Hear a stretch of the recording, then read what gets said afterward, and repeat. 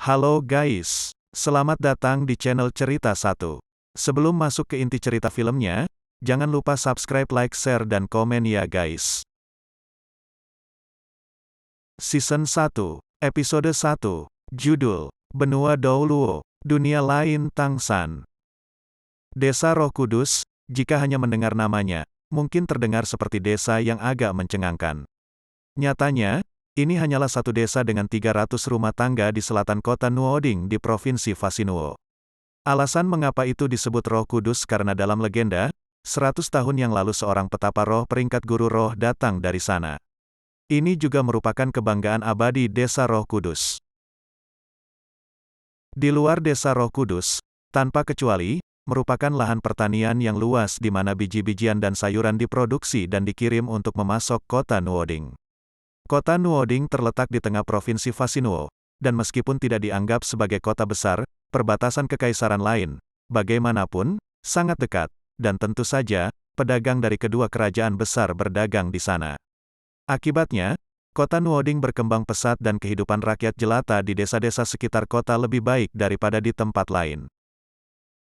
Nyaris saat fajar di timur jauh, langit berwarna abu-abu pucat fajar. Di puncak bukit kecil setinggi 100 meter yang berdekatan dengan desa Roh Kudus adalah siluet kecil dan tipis. Ini hanya seorang anak berusia 5 atau 6 tahun. Terbukti, setiap hari ia menahan terik matahari. Kulitnya berwarna gandum sehat, rambut hitam pendeknya tampak sangat rapi, dan pakaiannya meski sederhana tetapi terlihat bersih.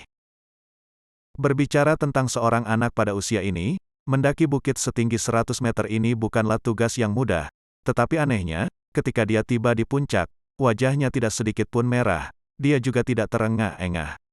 Ekspresinya tampak puas dan senang. Anak laki-laki itu duduk di puncak bukit, kedua matanya menatap tajam ke timur di mana langit fajar berangsur-angsur cerah.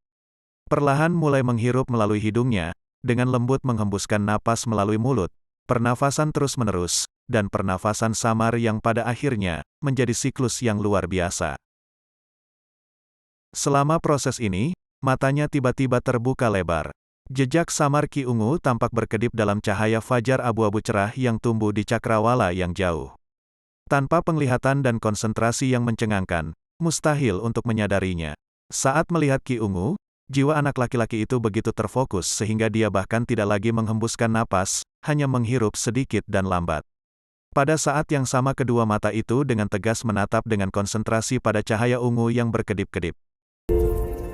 Selama proses ini, matanya tiba-tiba terbuka lebar.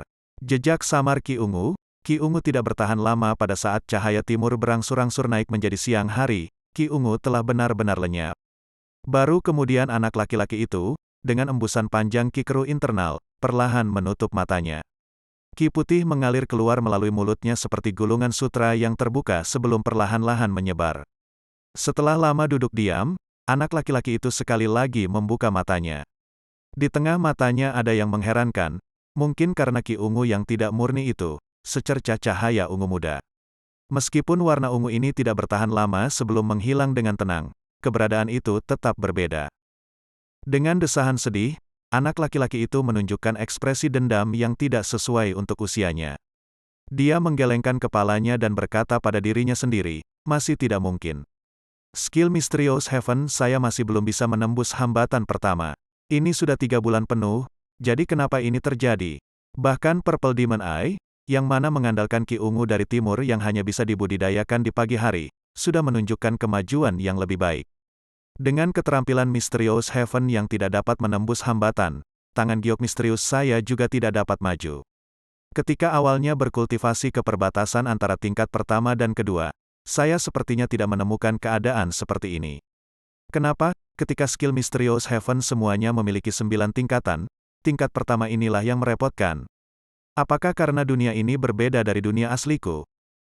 Anak ini, yang telah tiba di dunia ini 5 tahun lalu, adalah Tangsan dari Sekte Tang yang melompat dari tebing untuk mencapai cita-citanya. Ketika dia sadar kembali, dia menemukan bahwa, selain sensasi hangat, dia tidak bisa bergerak. Tetapi kematian yang diharapkan tidak tiba, dan dia dengan sangat cepat lahir ke dunia ini. Tangsan tidak jelas tentang apa yang sedang terjadi sampai nanti. Dia belum mati, tapi dia juga bukan lagi mantan Tangsan. Tang San yang terlahir kembali membutuhkan hampir 1 tahun untuk mempelajari bahasa dunia ini. Dia masih ingat bahwa, pada saat dia dilahirkan, meskipun dia masih tidak bisa membuka mata dan melihat, dia mendengar suara dalam dari ratapan yang membelah paru-paru yang menyayat hati. Ketika dia mempelajari bahasa dunia ini, dengan mengandalkan ingatannya yang luar biasa, dia juga tidak dapat menahan diri untuk tidak mengingat bahwa pria itu telah berteriak, "Kakak ketiga, jangan tinggalkan aku," dan pria itu adalah ayahnya, Tang Hao. Ibunya di dunia ini pada saat itu sudah meninggal karena sulit melahirkan. Entah karena kehendak gelap para dewa atau kebetulan sederhana, Tang Hao secara ajaib menamainya Tang San sebagai kenang-kenangan dari istrinya yang telah meninggal. Karena itu, anak-anak desa seusianya berkumpul setiap hari untuk mengejeknya. Namun demikian, di dalam hatinya, Tang San sangat puas. Ini, bagaimanapun, adalah nama yang dia gunakan selama hampir 30 tahun di dunia lain. Dia puas hanya dengan memiliki nama untuk mengingatkannya pada kehidupan masa lalunya. Sejak tiba di dunia ini, Tang San awalnya merasa kaget dan takut. Tetapi, dengan kegembiraan berikutnya serta ketenangan saat ini, dia telah sepenuhnya menerima kenyataan yang, baginya, tampak seperti kesempatan kedua dari surga. Di sini, dia mungkin bisa mewujudkan keinginan terbesar yang dia miliki di kehidupan sebelumnya. Meskipun dia datang ke dunia ini tanpa busana, Tang San masih memiliki kekayaan terbesar ingatannya. Sebagai jenius luar biasa dari Sekte Tang luar, metode pembuatan berbagai mekanisme Sekte Tang, termasuk senjata tersembunyi, semuanya terukir di benaknya. Selain itu, dia telah berhasil dengan manuskrip langka Sekte Tang dalam, yang sangat ingin dia coba selama bertahun-tahun. Saat mempelajarinya, dia telah berkomitmen untuk mengingat dan menghafal catatan harta karun surga misterius dari Sekte Batin, dan dengan itu, Tang San berharap untuk mereproduksi kecemerlangan Sekte Tang di dunia ini. Waktunya untuk kembali, Tang San melirik warna langit, tubuhnya yang kurus dan kecil melompat dan dia berlari menuruni gunung. Jika ada yang melihatnya saat ini, mereka pasti akan menatap dengan mata terbelalak keheranan. Setiap langkahnya secara mengejutkan mampu membawanya hampir 31/3 meter. Celah-celah gunung dan tanah yang tidak rata tidak dapat dikatakan berpengaruh padanya saat dia dengan mudah mengelak dan dengan cepat maju di antara celah-celah. Bahkan dibandingkan dengan orang dewasa, dia masih akan lebih cepat. Apa inti dari Sekte Tang? Senjata tersembunyi, racun dan keterampilan ringan. Perbedaan terbesar antara Sekte Tang dalam dan luar adalah metode penggunaan senjata tersembunyi. Sekte luar mengutamakan mekanisme, dan untuk sekte dalam standarnya adalah teknik asli. Penggunaan racun juga merupakan bakat sekte luar, sedangkan di sekte dalam, senjata tersembunyi diturunkan secara langsung dari master ke murid dan sangat sedikit racun yang digunakan, karena pada dasarnya mereka tidak diperlukan. Catatan harta karun surga misterius hanya menjelaskan 6 jenis keterampilan bela diri, dipisahkan menjadi teknik internal kekuatan batin keterampilan surga misterius, teknik latihan keterampilan tangan giok misterius, teknik budidaya penglihatan mata setan ungu, teknik menangkap, mengontrol, menangkap naga, tubuh ringan teknik Ghost Shadow Perplexing Track, serta teknik penggunaan senjata tersembunyi, Hidden Weapon 100 Separation. 5 yang pertama adalah dasar. Setelah semua, tanpa dasar yang kuat, bagaimana seseorang bisa mengeluarkan inti dari senjata tersembunyi Sekte Tang? Ayah Tang San, Tang Hao adalah seorang pandai besi, satu-satunya pandai besi di desa itu. Di dunia ini, pandai besi bisa dikatakan sebagai profesi yang paling rendah hati. Ini karena tidak ada senjata terbaik dunia ini, karena alasan tertentu, dibuat oleh pandai besi. Meski begitu, sebagai satu-satunya pandai besi yang ulung di desa ini, keluarga Tang San seharusnya tidak semiskin ini dengan penghasilan yang sedikit. Masuk ke dalam rumah, Tang San sudah mencium bau nasi yang harum. Itu bukanlah Tang Hao yang membuatkan dia sarapan, melainkan dia memasak untuk Tang Hao. Mulai dari usia 4 tahun, sebelum Tang San cukup tinggi untuk mencapai meja dapur, memasak sudah menjadi tugas hariannya, bahkan jika dia harus berdiri di atas bangku agar bisa mencapai bagian atas meja dapur. Itu bukan karena Tang Hao menuntutnya, melainkan karena jika dia tidak melakukannya, Tang San praktis tidak akan pernah bisa makan sampai kenyang.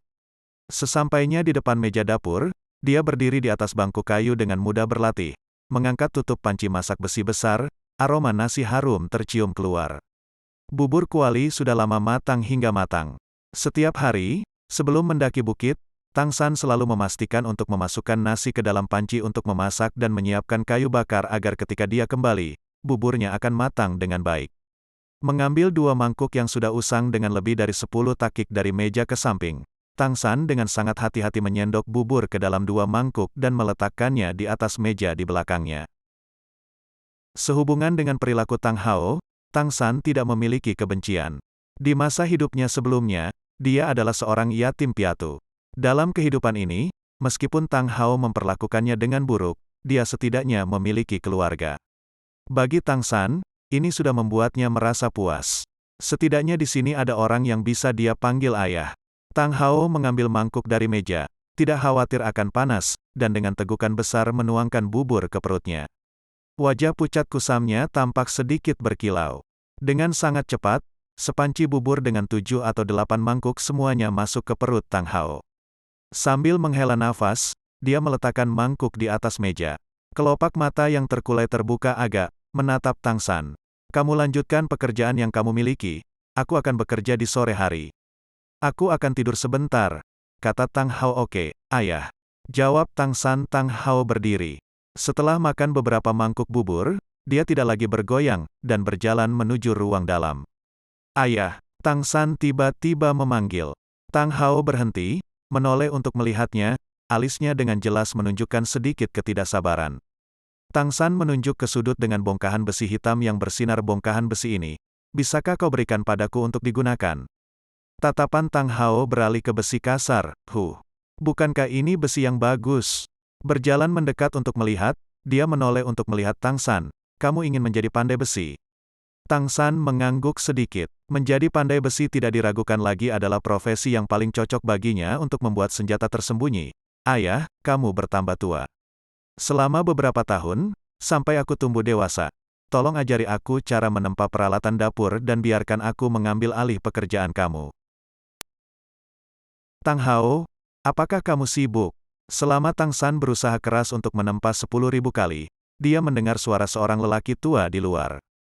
Tang San, agak penasaran, keluar dari kamarnya, hanya untuk melihat seorang lelaki tua, tampak jauh lebih dari 60 tahun, dengan sosok kurus, tetapi semangat, sehat dan hangat.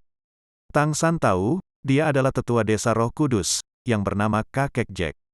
Tang Hao, Tang San kecil dengan cepat menjadi 6 tahun. Dia harus ikut upacara kebangkitan tahun ini, kata tetua desa Roh Kudus itu.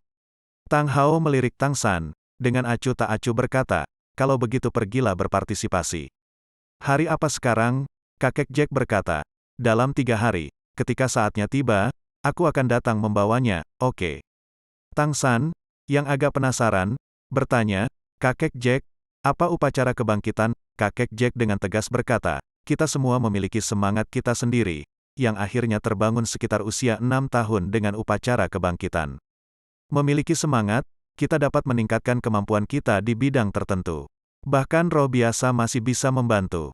Jika kebetulan, kamu bisa mendapatkan semangat yang luar biasa, kita dapat berbicara tentang melakukan kultivasi, bahkan, kamu mungkin bisa menjadi guru jiwa. Upacara kebangkitan diadakan hanya sekali setiap tahun, saya tidak dapat membiarkan kamu melewatkannya. Ini adalah pelayan yang agung dari Subhol Roh Kota Nuoding yang secara pribadi datang untuk membantu anak-anak desa kami. Namun petugas tuan itu dianggap sebagai Spirit Grandmaster, peringkat Spirit Master. Saat mengucapkan kata-kata Spirit Grandmaster, ada kekaguman yang jelas di mata Kakek Jack.